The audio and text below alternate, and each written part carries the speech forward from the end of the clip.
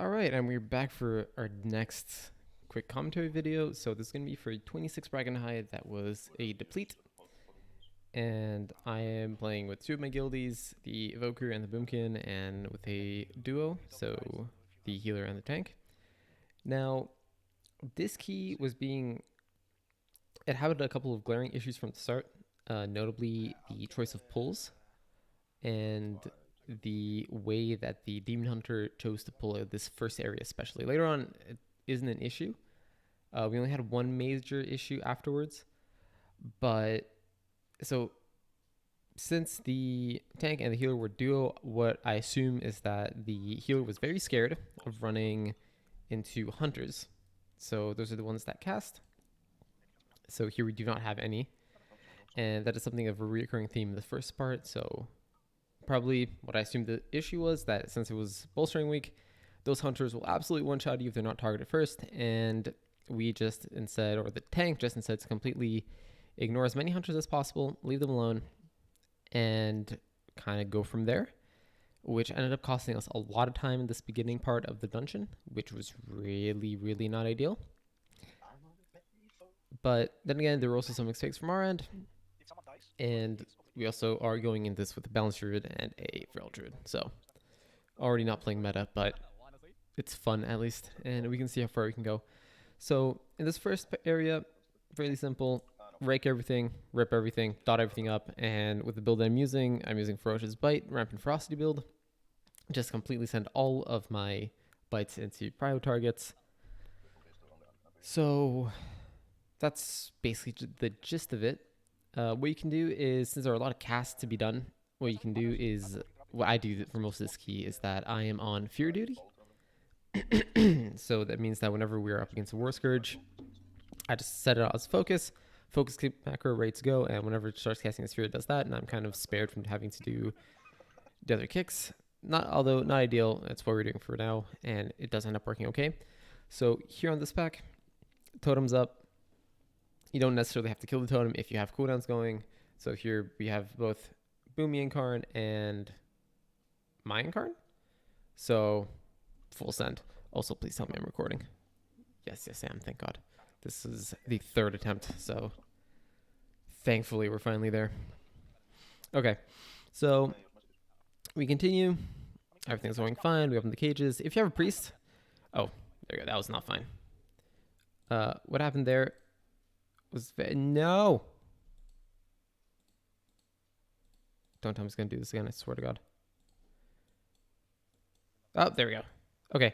What happens here? War Scourge. 4 stacks of bolstering. Not the biggest deal in the world. Bloody Bite. Bonk. Yeah, that was completely my fault. I should have walked back from that. I was not paying attention and it hit me. So it is what it is. We'll know for the future. Now, the same thing happens here with what I said earlier. There's a hunter right over here. And we imprison him. And we do not take him in this. Again, these are things that just waste time. That makes it really difficult for you to really do anything.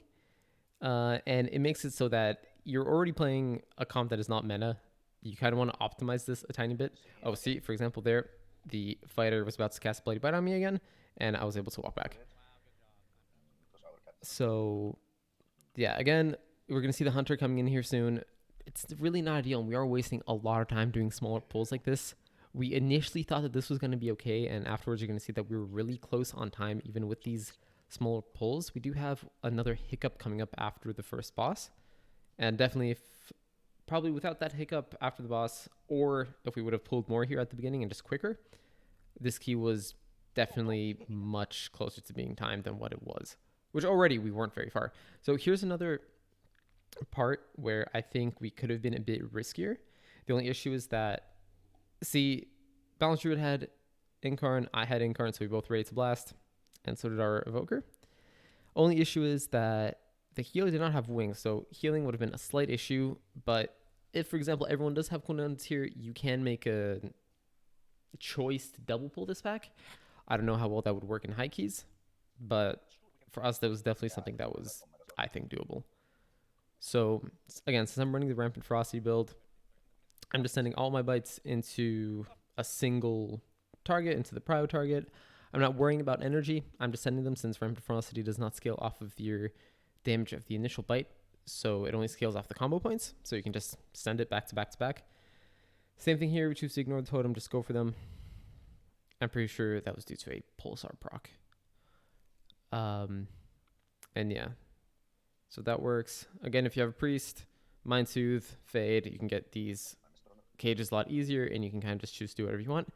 Here, I went for the Vortex on the ad that was running away. You don't want to pull in anything else. Now, this is getting over. This is getting done. We're getting the last pack. And now we can go to the boss. Please do not bug out, I beg. All right. So, this boss. We have a couple of different options. So we have Gash Tooth, Hack Claw, and Trick Totem. So a couple things that you could do. If you have a lot of kicks, you do not need to kick Trick Totem first. You need to kill her first. You can just kick the Earth Bolts especially. And if you have a Dispel, you can either with an Invoker or with a Priest, you can just choose to let the heal cast go through. You can Dispel that and you're going to have an easier time. And that's what we tend to do. Just ignore Trick Totem, kill her second, and focus all of our energy on Gash Tooth initially. You can also change this depending on how comfortable your healer is to heal up the Gash Tooth dots and everything else. But yeah. So here, first dash goes through. What I typically do is I send Barkskin. Did I even send Barkskin here? I don't know. But typically you send Barkskin Renewal. It should get you up over 90% threshold, which gets rid of the dot. So it's a lot easier for you. This dude, Hack Claw, is doing his little Blade Storm. Totem comes up, kill the totem, make sure tank doesn't die. Everything's fine. Again, the heal goes through, and now we're just kicking all the bolts. Again, I don't know. So right there, you saw that Gash Tooth did his bleed on me. I did not get hit by it. I have no idea why. I'm assuming either a natural void or I don't know, maybe something else. I really don't know. But we continue. Everything is wonderful. Everything's going great up until Hack Claw does this at me. And initially I did this at the beginning, and Shadow Mill did not work. It does work sometimes. I've had it work a couple of times. I've had it not work a couple of times. It's really awkward. Or maybe I'm just not good enough to get it to work all the time. Definitely a possibility as well. Now, next up, Gash Tooth dead. We go Trick Claw, and we're fine. Now here, Alchemist, get the Cauldron. Gotta pick this up. I thought somebody else had it. Nobody did. I pick it up. Now, okay. Here's where I think this is the part that's more amusing. First pull, it's chill. We do not lust it. But you can afford to pull a bit bigger here. And this is very nice. This is very nice. Because on Rot-Slinger, our Evoker had the kick on the Oak. So I can just send bite after bite after bite. Literally, look at all these Apex rocks. Bite, bite, bite, bite. This is very fun. It was very satisfying. And for a second there, I grabbed aggro, and I could just use Prowl, since I'm an Incarn, drop threat, come right back out. It's going well. And same thing, just send back to back to back bites. And if you're running the Terrible Wounds build, you're just going to be Primal Wrath, Primal Wrath, Primal Wrath, Primal Wrath. That's all you need to do. You're going to be fine. And in the meantime, just make sure your Thrash doesn't drop. Make sure you're spreading your rakes whenever you have the opportunity to. And yeah. So this is good. And make sure, if you're running the build that I'm running right now, the only really priority thing that you need to make sure about is having your Primal Wrath buffed with both Tiger's Fury and Blood Talents. And then you're kind of set. So everything's going good here. Back to ×2. And we're just going to continue. Big Chungus Oak, because everyone was focusing the Rot Hexer. He's coming back down. We're able to just whittle him down. Everything's going fine. Everything is going marvelously. And it's going to continue going marvelously until it doesn't. So we do choose to lust that pull. I was wrong. And now we're doing another pull. Nothing special here. Just, 3 Elders. Nothing too bad. Everything's fine. Watch out for the Lashers. You don't want to get too many bleeds. And if you do, get ready to pop SI, get ready to pop Renewal, get ready to pop something. Or If you see all the lashes come onto you at once, Shadow Meld, and you're going to be a very happy cat. So after this, same thing, repeat of last time. Targeting Rot-Slinger, Evoker had the kick on the Oak, and you can just send all your bites into this. Just do your stuff. You just want to make sure that if you're also running Dire Fixation, which I do recommend that you do, it is worth it to just put up Dire Fixation on the one mob that you are going to be biting. I found that this is not necessarily worth doing if you are, depending on the number of ads, and if you are running Tear Open Wound, it's not necessarily necessary. But if you're not, and if you're running the bite build like I am, it is just a nice little plus to have. So now, this is where we're going to start making just a mistake that's going to cost us quite a bit. This pull goes fine. We go up. I open this cauldron one more time. Soon. Here we go. Yeah. So now we pull. This is. We're not sure if the tank wants to do this on purpose, but I don't know if he wants to do this in two pulls, but he ended up pulling both the Rot-Slinger pack and the Oak pack. And this was a very questionable pull, in my opinion, that did not, we did not have cooldowns going into this. We didn't have Lust. And I just immediately, right off the get-go, I just get slapped due to the bleeds and to the slime. So one more time. Slow it down a bit. So got 2 stacks of bleed on me. That's ticking. I'm trying to open the cauldron. I'm not paying as much attention as I should. So get meleeed. And one more time, got meleeed by a slime. And that's what killed me there. I get B-resed. Yeah, so melee, decaying slime. There you go. I get B-resed. Everything's fine. I go back, Vortex down, Evoker dies. I'm not actually sure why he died. But same thing. Smash. Targeting Rot-Slinger, trying to make sure everything's fine. And here's the next slight issue that we had. I end up dying again right after this, where the tank gets the Burst of Decay, and instead of me, I was trying to avoid the puddle on the ground, he just walks over me, and he hits me with that. But I get another B-res, and we end up somewhat salvaging this pull. Again, really not ideal. We did waste a lot of time doing this because our Evoker had to walk back, so we lost a lot of damage from him. I died twice, losing a lot of uptime, so we're kind of like, okay, what's going on?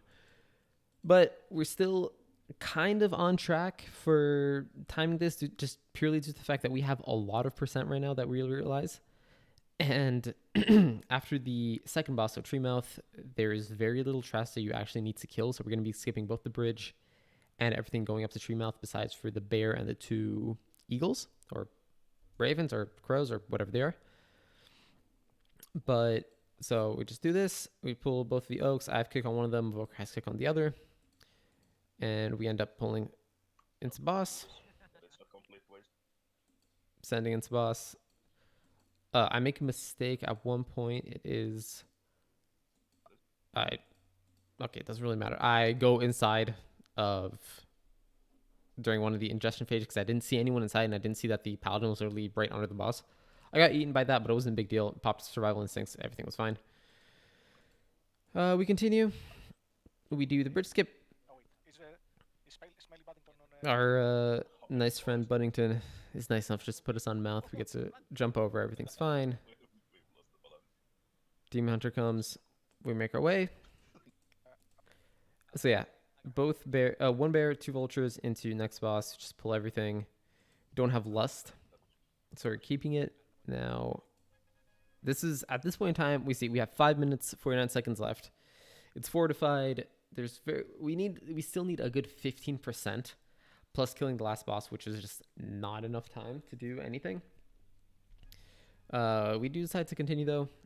So here, I'm just thinking, okay, things need to die. I pop Incarn. I can see our Boomkin does not have it, so I'm like, okay, well, this needs to die. Popping Incarn, just send it. I send it, everything's fine, everything's happy. Everything dies, running. And now we get to this part. This is where stuff gets a bit questionable. I think we were all a bit stressed that we weren't going to make it on time. We were trying to maybe make up for some of the pulls from earlier by doing a bit more risky, a bit bigger. And it goes okay. Kick the fear. Everything's fine. Spread your rakes. Everything's good. We continue to go. We continue to go. Everything's fine. So we pull almost this entire area, and we see that here we have enough %. Now the problem is pull boss. Boomkin is fine. He's in his safe spot. Everything's good. We get the totems down, and then all of a sudden, bam. Totem goes through, burst goes through. And as you can see down here in the bottom right, we do not have any reses. Our Boomkin's dead, which means a lot of our totem killing power is dead. There goes the tank. Now everyone else is going to die. I type in chat, don't release. I shadow meld this. I managed to just res the healer. And so yeah, as you see, it's depleted. How much did we go into? So going into this boss, we had a minute, less than a minute. Yeah, about a minute 30. So yeah, I res everyone. You go back into this, and now our Boomkin. Does this happen to this key? No, maybe it does not. But yeah, we try it again. We wipe. It doesn't work. We call it and we say that we're going to run back to 25, which I'm going to be uploading after this video. But yeah, that's basically what it was. So some issues were had. Just biggest one, just the way that we were pulling at the beginning was really small, and we were way too scared of the hunters, and we're giving them much more credit because we were very capable of just killing them first and making sure everything else went smoothly, which is something that was remedied in the 25, by the way, because we did run with the same people. So we do that. And then definitely just some mistakes in this side, in this section, when we had a couple of mishaps. But besides that, the key went okay for what it was. It definitely would have been timeable if it would not have messed up at this part. I think if this would have went smoothly, everything else would have been okay. We would have barely eked it out on time. That, and I was not running beacon this key, which I probably should have, but we did not think that the totems were going to be an issue. So yeah, it is what it is. 25 went a lot better. We had quite a bit of time to spare. So yeah, that's what's up with that. And yeah, I think I will see you guys in the next commentary video. See you around.